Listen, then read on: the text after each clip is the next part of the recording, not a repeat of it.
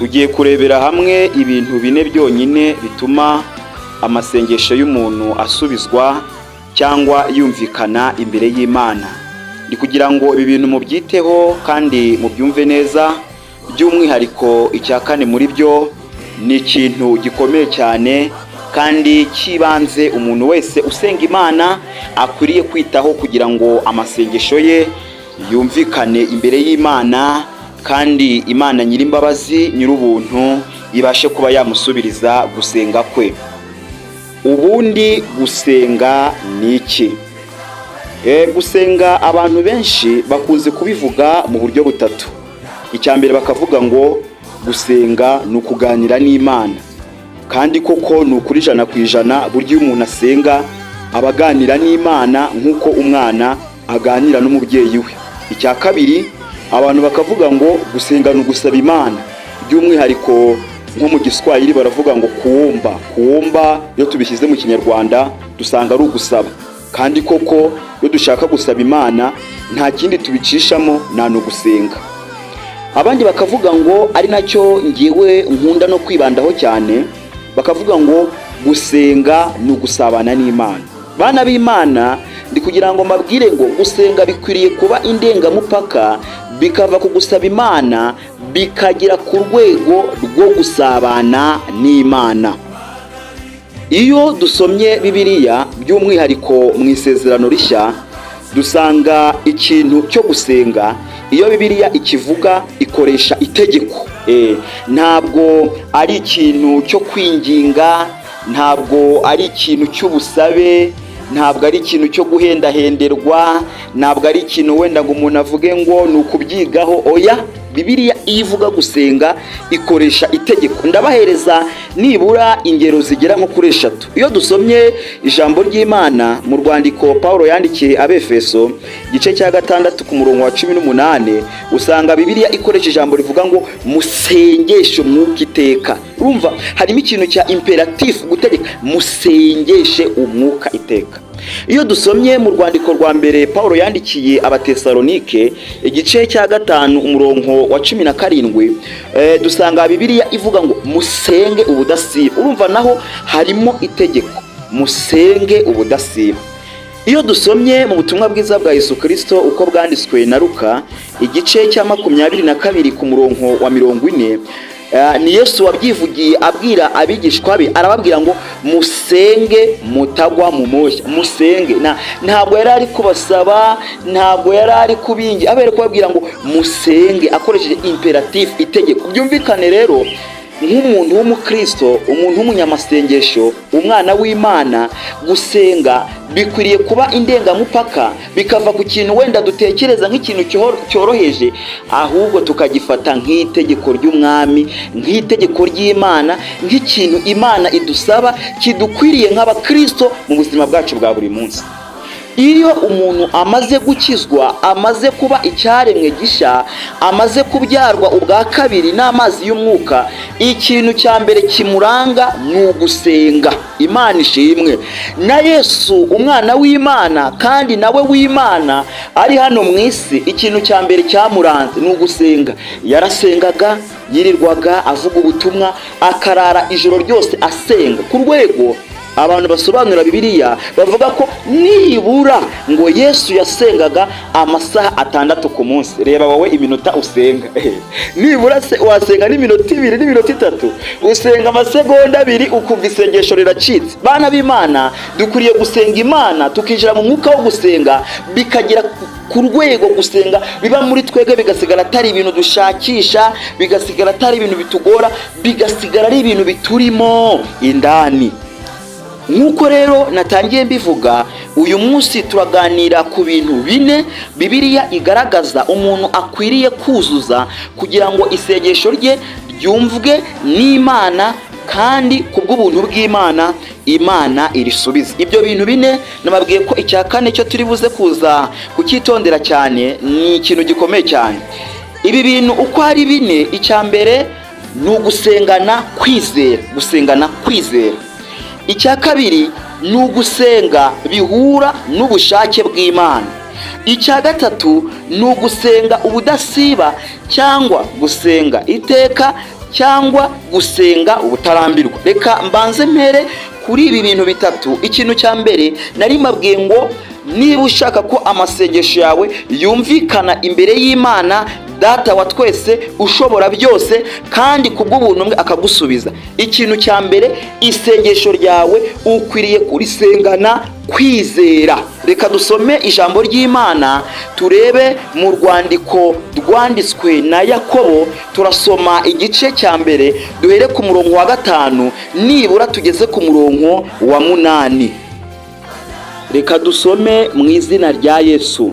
Haranditse ngo, ariko niba hariho umuntu muri mwe ubuze ubwenge, abusabe Imana iha abantu bose itimana itishama, kandi azabuhabwa. Ariko rero asabe yizeye ntacyo ashidikanya, kuko ushidikanya ameze nk'umuraba wo mu nyanja ujyanwa n'umuyaga ushushubikanwa. Umeze atyo ye kwibwira ko azagira icyo ahabwa n'Umwami Imana, kuko umuntu w'imitima ibiri amanuka mu nzira ze zose. Aha Yakobo yagerageje gufata urugero rw'ikintu kimwe abantu b'Imana, abana b'Imana dukwiriye gusengera. Hano yafatiye ku rugero rwo gusaba ubwenge. Aravuga ngo niba muri mwebwe harimo umuntu ubuze ubwenge abusabe Imana. Arangije avuga imiterere y'Imana. Aravuga ngo icya mbere Imana yacu yimana, icya kabiri ngo ntabwo yishama, icya gatatu iratanga, kuko ngo ubwo bwenge asabye Imana izabamuhereza. Ariko yashyizeho kondisiyo. Aravuga ngo uwo muntu asabe yizeye ntacyo ashidikanya. Niba ushaka ko isengesho ryawe ryumvikana imbere y'Imana, umva ikintu cya mbere usabwa gusenga wizeye ntacyo ushidikanya, kubera ko umuntu usenga atizeye ntabwo isengesho rye ribasha kugera imbere y'Imana. Ese buriya mwari muzi ko ubundi kwizera kuruta gusenga? Ushobora gusenga utizeye rwose isengesho ryawe ntirigere imbere y'Imana, ariko ushobora kwizera nubwo utasenga. Uko kwizera ubwabwo bukakuremera ikintu kidasanzwe. Niyo mpamvu Bibiliya itwita abizera, ni ukubera ko dufite kwizera muri twebwe. Ntabwo ndibuze kuza kwinjira mu gusobanura kwizera, kuko habaho kwizera k'uburyo bwinshi. Hari ukwizera umuntu yizera Imana agatsindishirizwa, hari no kwizera dusenga imbere y'Imana, tugasenga twizeye ko ibyo dusabye Imana ibasha kubiduhereza. Burya nuzasenga imbere y'Imana udafite Imana icyizere ko icyo usabye ibasha kukiguhereza, ntuzategereze ngo hari icyo uzabona kiva mu biganza by'Imana. Ikintu cya mbere umuntu akwiriye gusenga yizeye niba ashaka gusubizwa n'Imana. Bibiliya yavuze ngo kuko ushidikanya ameze nk'umuraba wo mu nyanja ujyanwa n'umuyaga ushushubikanwa. Umuraba wo mu nyanja nagerageje gusoma muri Bibiliya y'Icyongereza, mbona bavuga icyo bita wave. Iyo bavuze wave ni uburyo amazi y'inyanja cyangwa yo mu kiyaga aba yikusanyirije hamwe. Hanyuma rero iyo umuyaga uje uyashushubikanya cyangwa uyajyana hirya, uyaterera hirya no hino ku nkombe z'ikiyaga cyangwa ku nkombe z'uruzi. Ni ukuvuga ngo rero umuntu utizera ameze nka nyamugirya nini. Ni ukuvuga ngo nta shingiro afite, ngo ameze nk'umuyaga, ngo ameze nk'umuraba ushushubikanywa n'umuyaga. Iyo dusomye mu rwandiko rwandikiwe Abaheburayo igice cya 11 ku murongo wa 6, hari ijambo rivuga ngo ariko utizera ntibishoboka ko ayinezeza, kuko uwegera Imana akwiriye kwizera yuko iriho ikagororera abayishaka. Umuntu udafite kwizera muri we, icyo yakora cyose ntibishoboka ko anezeza Imana. Nubwo wasenga amasengesho y'iminsi 1000 ugasenga ijoro n'amanywa udafite kwizera, ntibishoboka ko isengesho ryawe rigera imbere y'Imana, kandi ntibishoboka ko wanezeza Imana. Nasomye irindi jambo ndikanga hano mu Baroma igice cya 14 ku murongo wa 23b yaho. Bibiliya yambwiye ngo kandi igikorwa cyose kidakoranywe kwizera kiba ari icyaha. Urumva urwego Bibiliya ishyiraho kutizera nk'icyaha, ngo ikintu cyose umuntu akora adafite kwizera imbere y'Imana aba ari icyaha. Bana b'Imana, ikintu cya mbere dukwiriye kubanza kwitaho mbere y'uko dusenga, dukwiriye gusenga dufite kwizera ko ibyo dusabye Imana ifite imbaraga zo kuba yabiduhereza. Iyo dusomye Bibiliya iratubwira ngo iyo Imana ipfubatuye ikiganza cyayo ihaza kwifuza kw'ibyaremwe byose. Imana ifite ibintu byose mu kiganza cyayo, nta kintu Imana ibuze. God is the provider. Imana niyo iduhereza. Imana imenya ubuzima bw'ikintu cyose yaremye, ikamenya ubuzima bw'abantu, ubw'inyamaswa, ubw'ibimera. Nta kintu Imana ibuze, nta kintu Imana ibuze. Icya mbere, igirira icyizere k'icyo uyisabye igifite kandi kibasha kuba yakiguhereza kubw'ubuntu bwayo. Icyo nicyo kintu cya mbere. Icya kabiri rero, kugira ngo isengesho ry'umuntu ryumvikane imbere y'Imana kandi Imana imusubize, icya kabiri ukwiriye gusenga bihura n'ubushake bw'Imana. Reka dusome ijambo ry'Imana. Reka turebe mu rwandiko rwa mbere rwanditswe na Yohana igice cya 5 ku murongo wa 14. Haranditse ngo, kandi iki nicyo kidutera gutinyuka imbere ye, ni uko atwumva iyo dusabye ikintu nk'uko ishaka. Iyo dusomye ijambo ry'Imana mu gitabo cy'umuhanuzi Yeremiya igice cya 29 ku murongo wa 11, Bibiliya iravuga ngo Imana izi ibyo yibwira izatugirira si bibi ahubwo ni byiza. Hano rero dusomye Bibiliya, ijambo ry'Imana, Yohana intumwa yaravuze ngo Imana ibasha kudusubiza ngiyo dusabye ikintu gihwanye n'ubushake bwayo. Umuntu yakibaza ngo mbese namenya igihwanye n'ubushake bw'Imana icyari cyo gute? Iyo dusomye Bibiliya yonyine niyo ishobora kukwereka ikintu gihwanye n'ubushake bw'Imana. Kandi rimwe na rimwe Imana kuko ari umubyeyi ikaba ireba ibiri imbere yacu, hari igihe ibona ko ikintu ishobora kukiguhereza kikagukura mu bushake bwayo, ikakugenera ikigukwiriye. Mu by'ukuri ntabwo ari uko itakumvishe, ahubwo iri kureba ese uyu mwana wanjye ko mukunda, nimuhereza iki kintu kizamugwa neza, nimuhereza iki kintu azakitwaramo gute, nimuhereza iki kintu azacyungukiramo mu buhe buryo, nimuhereza iki kintu azakomeza asenge. Ni ukuvuga ngo rero kimwe mu bintu bituma Imana idusubiza ni ubushake bwayo. Nuzabona usenze ufite kwizera ukabona Imana iragusubije, Imana ibigusubije kubera ko wasenze isengesho rihwanye n'ubushake bwayo. Ariko iyo usenze bidahuye n'ubushake bw'Imana, ntabwo iryo sengesho Imana yagira gute yarisubiza. Ubushake bw'Imana rero tububonera muri Bibiliya, kandi iyo umuntu asenze Imana ikabona ko gusubizwa kwe izabigiramo inyungu, ndagira mbahamirize ngo Imana iragusubiza. Niba uri gusaba amafaranga, Imana ikareba ikabona mu mutima wawe ufite umutima w'uko hari abakene uzafasha, ndagira nkubwire ngo Imana izafumbatura ikiganza cyawe ihaze kwifuza kwawe, kubera ko yarebye imigabo n'imigambi ufite imbere yawe. Icyo cyari icya kabiri, umuntu akwiriye gusenga bihura n'ubushake bw'Imana n'uko Imana ishaka. Icyo Imana igushakaho ni iki? Ese uri gusaba ikimitinga n'ubushake bw'Imana ku buzima bwawe? Uri gusaba ikimitinga n'icyo Imana yakuremeye? Ikintu cya gatatu, bana b'Imana, ni ugusenga ubudasiba. Gusenga ubudasiba, gusenga buri munsi, gusenga ubudacogora, gusenga ubutarambirwa. Reka dusome ijambo ry'Imana. Reka turebe ubutumwa bwiza bwa Yesu Kristo uko bwanditswe na Luka. Dusome igice cya 18, turasoma duhereye ku murongo wa 1 n'ubundi tugeze ku wa 8. Hari umutwe w'amagambo uvuga ngo umugani w'umucamanza n'umupfakazi wamutitirije. Uyu mugani ni Yesu wawuciye. Abacira umugani wo kubigisha ko bakwiriye gusenga iteka ntibarambirwe. Ni ukuvuga ngo uyu mugani Yesu yawuciye intego teme yawo ngo ko ari ukwigisha abigishwa be ko ni ibintu bibakwiriye gusenga iteka ntibarambirwe. Arababwira ati, hariho umucamanza mu mudugudu umwe utubaha Imana ntiyite ku bantu. Muri uwo mudugudu harimo umupfakazi, aramusanga aramubwira ati, ndengera ku mwanzi wanjye. Amara iminsi atemera, ariko aho ageze aribwira ati, nubwo nubaha Imana kandi sinite ku bantu, ariko kuko uyu mupfakazi anduhije, ndamurengera ngo adahora aza iminsi yose akandushya. Nuko umwami Yesu arabaza ati, ntimwumvise ibyo umucamanza ukiranirwa yavuze? Ubwo bibaye bityo, Imana se ntizarengera intore zayo ziyitakira ku manywa na nijoro? Ni ikibazo. Mbese yazirangarana? Ndababwira yuko izazirengera vuba.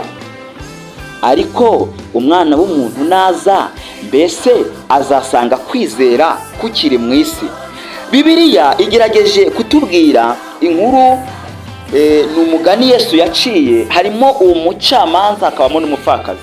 Bibiliya yatweretse ko uyu mucamanza yarangagwa n'ibintu bibiri kandi nawe ubwe yabyivugiye. Ikintu cya mbere ngo ntabwo yubahaga Imana, icya kabiri nta nubwo yitaga ku bantu. Muri makeya yari umuntu udashimwa imbere y'Imana ndetse ntanashimwe n'imbere y'abantu. Yari umuntu mubi, ntabwo natinya kubivuga. Hariho rero umupfakazi ngo muri uwo mudugudu yayoboraga, uyu mupfakazi ngo yari afite umwanzi umurembeje, agahora aza mu rugo rw'uwo mucamanza uko bukeye n'uko bwije, uti ndengera ku mwanzi wanjye, ndengera umucamanza, kuko atitaga ku bantu, ntiyubahe n'Imana, ntamwiteho. Umupfakazi ntiyacika intege, ejo aragaruka, icyumweru kirashira, ukwezi kurashira, uko bukeye kabone n'ubwo atamwitaho, kabone n'ubwo atamwumva, kabone n'ubwo akomanga ntakingurirwe, kabone n'ubwo ari kubona ko atitaweho, ntabwo yacitse intege, ngo yahoze aza buri munsi, ndengera ku mwanzi wanjye, ndengera ku mwanzi wanjye. Twasomye Bibiliya yatubwiye ngo uyu mucamanza aribwira ngo nubwo ntubaha Imana nite ku bantu, ariko uyu mupfakazi arandembeje, reka musubize kugira ngo adahora aza kundushya. Yesu yatubajije ikibazo, aravuga ngo ubwo bibaye gutyo, Imana ntizarengera intore zayo ziyitakira ku manywa na nijoro? Izazirengera kandi vuba. Bana b'Imana, mureke dusenge ubudasiba. Ntabwo Imana izaturangarana, ntabwo Imana izigera irangarana abana bayo. Abantu basenga ubudasiba, dusenga ubudasiba. Nubwo wabona uyu munsi usenga ukabona nta mpinduka, ukabona ntabwo usubije, senga ubudasiba. Ntabwo Imana izaturangarana, intore z'Imana zitakira ku manywa na nijoro ntabwo izazirangarana. God is our provider. Imana niyo iduhereza ibyo dukena byose. Ariko Yesu yibajije ikibazo, aravuga ngo nagaruka azasanga kwizera kukiri mu isi. Nicyo kintu twahereyeho. Niba ushaka isengesho ryawe ryumvikana, nuko sengana kwizera. Yesu nagaruka azasanga kwizera kukiri mu isi. Icyo cyari icya gatatu. Tugeze rero ku cya kane, kimwe nababwiye gikomeye kandi gikomeye cyane, mu ntega amatwi mu cyumve. Icya kane rero, tumaze kubona ibintu bitatu umuntu akwiriye kwitaho cyangwa akwiriye gukora kugira ngo isengesho rye ryumvikane imbere y'Imana kandi risubizwe. Icya mbere, akwiriye gusengana kwizera, nk'uko twabisomye muri Yakobo igice cya mbere wereka umurongo wa 5 kugera ku wa 8. Icya kabiri, akwiriye gusenga bihwanye n'ubushake bw'Imana, nk'uko twabisomye mu rwandiko rwa mbere rwanditswe na Yohana igice cya 5 umurongo wa 14. Icya gatatu, akwiriye gusenga ubudasiba, nk'uko tubisomye hano muri Luka igice cya 18 umurongo wa 1 kugera ku wa 8. Icya kane rero ni iki? Reka tubanze tugisome mu ijambo ry'Imana. Reka turebe muri Zaburi ya 66 umurongo wa 18. Haranditse ngo, iyaba naribwiraga ibyo gukiranirwa mu mutima wanjye, Uwiteka ntaba anyumviye. Ariko koko Imana iranyumviye, icyarije ugutwi ijwi ryo gusenga kwanjye. 20. Imana ihimbazwe, itanze kumva gusenga kwanjye kandi itankuyeho imbabazi zayo. Bana b'Imana, ikintu cya kane cy'ingenzi, umuntu niba ashaka kumvirwa n'Imana, isengesho rye rikagera imbere y'Imana, akwiriye gusenga. Mu Cyongereza baravuga ngo no hidden sin in the heart, or no unconfessed sin in the heart. Ni ukuvuga ngo umuntu akwiriye gusenga nta kimucira urubanza, nta cyaha ahishe mu mutima we. Niyo mpamvu mbere y'uko umuntu asenga akwiriye kubanza yakiyeza imbere y'Imana, akabwira Imana ngo byagenze gutya na gutya, naracumuye, naratekereje, nararebye ndacumura, ariko mbabarira. Imana ni umunyembabazi kandi ibasha kutwezaho ibyaha byacu byose. Ubwo yadutsindishirije muri Kristo Yesu ikaduhereza gukiranuka kw'Imana, ntabwo yananirwa itweza kuko irabizi ko turi abanyantege nkeya mu buzima bwacu bwa buri munsi. Mwene data, nshuti, muvandimwe, nuzajya imbere y'Imana ushaka isengesho ryawe rigera imbere y'Imana, ukwiriye kubanza wakihana and confess the sin. Icyaha kiri mu mutima wawe, icyaha kiri kukurega, Imana ibagirire neza. Ngibyo ibintu bine umuntu akwiriye kwitaho kugira ngo isengesho rye ryumvikane imbere y'Imana kandi ribashe kuba ryasubizwa. Icya mbere ni ugusengana kwizera. Icya kabiri ni ugusenga bihura n'ubushake bw'Imana. Icya gatatu ni ugusenga ubudasiba. Icya kane ni ugusenga ufite umutima utagucira urubanza, ufite umutima utagushinja ikibi. Imana ibahe umugisha mu izina rya Yesu. Mbifurije kumvirwa n'Imana. Uwiteka abumvire. Umaze igihe usenga winginga Imana, ndagira nkubwire ngo niba warasenganye kwizera, niba warasenze ufite umutima utuje utakurega ikibi, niba warasenze bihura n'ubushake bw'Imana, we gucogora, igihe nikigera Imana izagusubiza, Imana izakugirira neza. Ntabwo Imana ijya yirengagiza intore zayo zitakira ku manywa na nijoro. Imana ni umugwaneza, ntabwo kuboko kwayo kwaheze nginanirwe gukiza, nta n'ugutwi kwayo kwapfuye nginanirwe kumva. Imana ibagirire neza mu izina rya Yesu. Yari mwene so, Imana irumva, Dieudonné. Niba wumvishije ubu butumwa cyangwa iyi nyigisho igufashije, wayisharinga ku nshuti zawe, kubo mubana, abanyamasengesho muziranye, kugira ngo turusheho gusangira ubumenyi, turusheho kugenda tuyoborana muri iyi nzira y'agakiza, twigishanya, twibukiranya, duhugurana. Imana ibagirire neza. Reka nanjye nsoze mbasengera mu izina rya Yesu. Mana Data wa twese, ndagushimiye uyu mwanya uduhaye wo kuganira na bene data. Mbasabiye umugisha mu izina rya Yesu, kandi ubashoboze kugira ngo babashe gusengana kwizera, ubigishe uburyo basenga bihuye n'ubushake bwawe, ubahereze imbaraga zo gusenga ubudasiba, kandi ubahereze imitima imenetse ishenjaguwe imbere yawe iyo kumva ko ari abanyabyaha kandi ko bakwiriye gusaba imbabazi nk'umubyeyi, ukabababarira kugira ngo ubusabane bagirana nawe burusheho kugenda bwiyongera uko bukeye n'uko bwije. Bagirire neza. Uwiteka ubarinde, ubamurikishirize mu maso hawe, babone kugira neza kwawe. Uvumbature ikiganza cyawe, uhaze kwifuza kwabo, ubateze intambwe idasubira inyuma, ubahagurira imbago, ibyo berekeje amaboko byose bibabere iby'umugisha, kubera ko uri Imana.